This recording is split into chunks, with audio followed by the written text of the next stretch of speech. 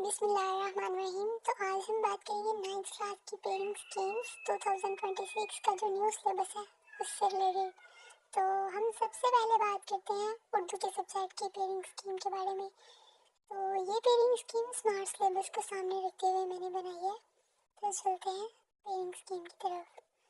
ہمارے پیپر میں جو سب سے پہلا سوال ہوگا، سوال نمبر 1، وہ ایم سی کیوز ہوں گے۔ 15 ایم سی کیوز ہوں گے، ہر ایک ایم سی کیوز کا ایک نمبر ہوگا۔ تو سب سے پہلے حصہ نظر میں سے 7 ایم سی کیوز آئیں گے، حصہ نظر میں سے 2 ایم سی کیوز آئیں گے، حصہ غزل میں سے 1 ایم سی کیوز بنایا جائے گا، حصہ قواعد میں سے 5 ایم سی کیوز بنائے ہوں گے۔ یہ 15 نمبر کے ہوں گے، ٹھیک ہے۔ تو سوال نمبر 2 ہے اشعار کی تشریح۔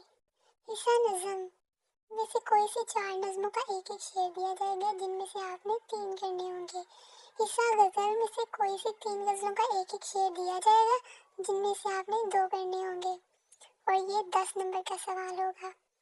سوال نمبر 3 کی طرف چلتے ہیں۔ تو سوال نمبر 3 نثری سیاق و سباق کے حوالے سے ہے۔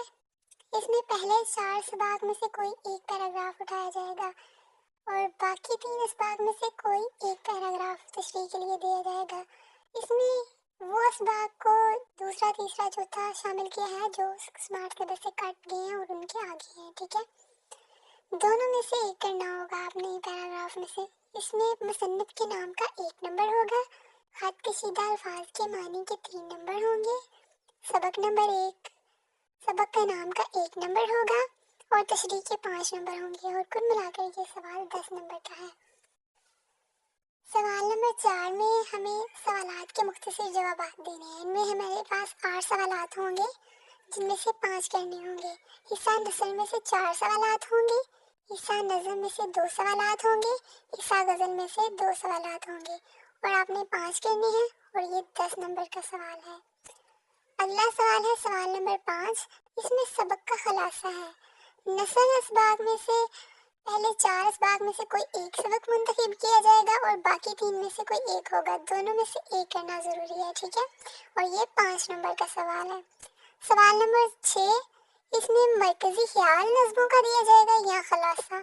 پہلی 3 نظموں میں مرکزی خیال، جبکہ اگلی دونوں نظموں میں سے ایک خلاصہ ہوگا۔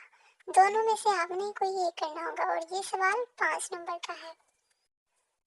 سوال نمبر 7 درخواست یا خط ہوگی۔ دونوں میں سے آپ نے کوئی ایک چیز حل کرنی ہے، اور یہ بہت امپورٹنٹ ہے، اور یہ 10 نمبر کا سوال ہوگا۔ سوال نمبر 8 کہانی یا مکالمہ۔ دونوں میں سے کوئی ایک چیز کرنی ہوگی، یہ سوال 5 نمبر کا ہوگا۔